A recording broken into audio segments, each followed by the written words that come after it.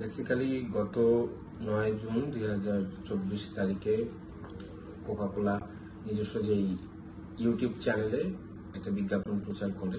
এই বিজ্ঞাপনে অনেক বিভ্রান্তিকর এবং অসত্য তথ্য ছিল।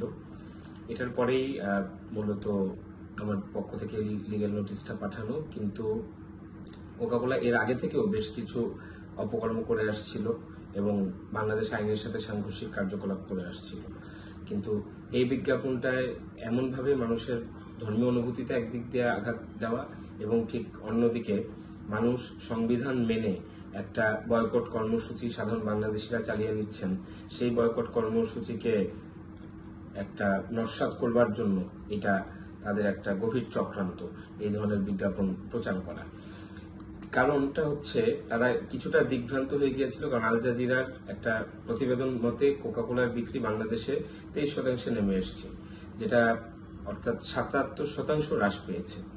তার পরবর্তীতে তাদের বিক্রি বাড়ানোর জন্য তারা এই ছলচাতুরির আশ্রয়টা নিল এবং কোকের সাথে ইসরায়েলের, কোকের যে মালিক পক্ষ তার সাথে ইসরায়েলের যে সম্পর্ক, এটা চিরন্তন একটা সত্য ব্যাপার, এটা সবাই জানেন, এটা চিরন্তন সত্য। আর যেখানে ইসরায়েলকে বাংলাদেশ রাষ্ট্র হিসেবে স্বীকৃতি দেয় না, সুতরাং আন্তর্জাতিক আইনেও বাংলাদেশের যে অবস্থান, সেখানেও কোকাকোলা বাংলাদেশের রাষ্ট্রের সাথে বিপরীতমুখী এবং সাংঘর্ষিক অবস্থান নিয়েছে। আবার ধর্মীয় অনুভূতিতে, পাশাপাশি বাংলাদেশের মানুষের ধর্মীয় অনুভূতিতে কোকাকোলা চরমভাবে আঘাত এনেছে, যেটা বাংলাদেশের দণ্ডবিধি অনুযায়ী শাস্তিযোগ্য অপরাধ, ফৌজদারি আইনে অপরাধ। পাশাপাশি এখানে আমাদের কোকের আরেকটা যেটা ইনিশিয়েটিভ, সেটা হচ্ছে কোক স্টুডিও বাংলা, আপনারা সবাই জানেন। সেখানে আমাদের গুণগত এবং মানসম্মত যেই শৈল্পিকতা, সেটাকে ধরে রাখবার জন্য কোক স্টুডিও বাংলার এই ইনিশিয়েটিভটা একটা অন্তরায় হিসেবে কাজ করছে।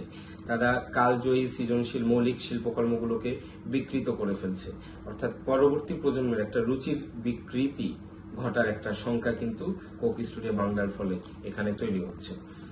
বিশ্বব্যাপী এই ফিলিস্তিনের পক্ষে একটা ছাত্র আন্দোলন গড়ে উঠল বিশ্বব্যাপী বিশ্ববিদ্যালয়গুলোতে। আমি নিজেও অ্যালামনাই গুরুত্বপূর্ণ মেম্বার, তাদেরকে পত্র লিখলাম।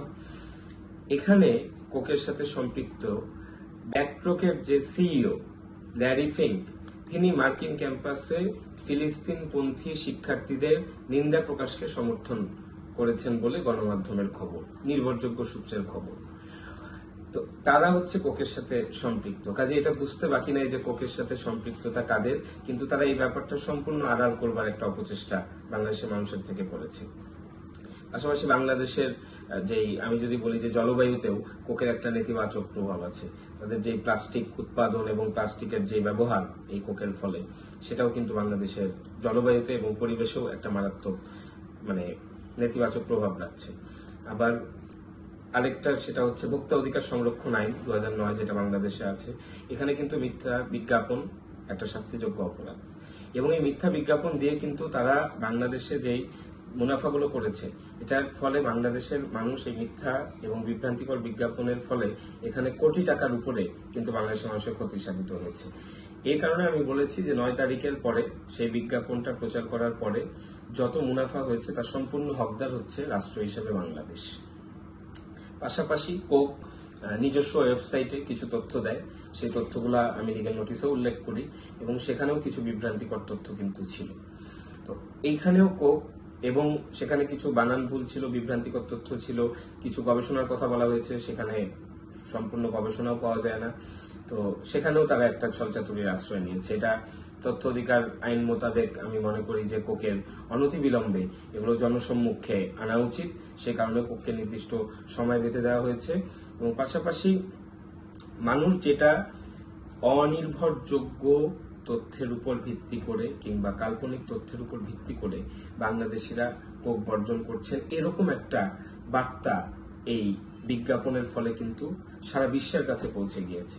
এটা আমরা বাংলাদেশিরা যেমন ক্ষতিগ্রস্ত, আমাদের মান সম্মান, সুনাম, সুখ্যাতিতে যেমন আঘাত এসেছে, ঠিক একইভাবে আমাদের যারা প্রবাসী শ্রমিক ভাই বোনেরা কিংবা প্রবাসী বিভিন্ন পেশাদারী ভাই বোনেরা কিংবা প্রবাসী ছাত্রছাত্রী শিক্ষার্থী ভাই বোনেরা, তারাও কিন্তু ব্যাপকভাবে তাদের সম্পর্কে অন্যান্য দেশের মানুষের কিন্তু একটা ভুল ধারণার তৈরি হওয়ার যথেষ্ট শঙ্কা রয়েছে।